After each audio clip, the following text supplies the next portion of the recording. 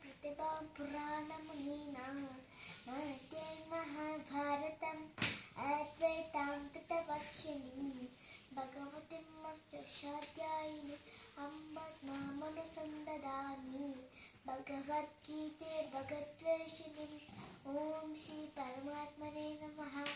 श्रीमद्भगवद्गीता अथ प्रथमोऽध्यायः। अर्जुनविषादयोगः। धृतराष्ट्रमुवाच धर्मक्षेत्रे कुरुक्षेत्रे समवेतमयुत्सवः मामकाः पाण्डवाश्चैव किमकुर्वत सञ्जय।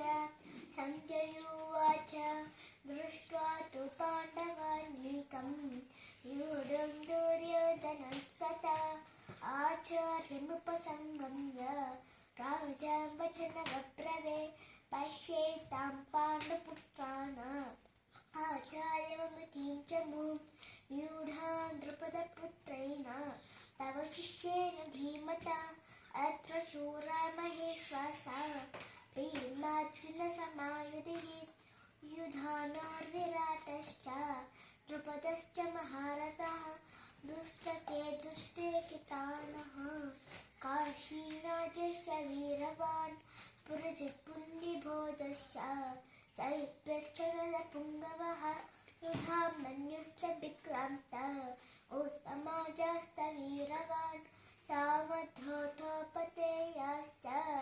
सर्व एव महारथः अस्मां त्वं तु विशिष्टाये तानि भोजन्ति तोत्तमा नायका मम सैन्यश्च सन्न्यासन्तां प्रतीविते भवानीश्मश्च कर्णश्च कृपश्च समितिञ्जयः अश्वत्थामा मामिकानश्च सौमतत्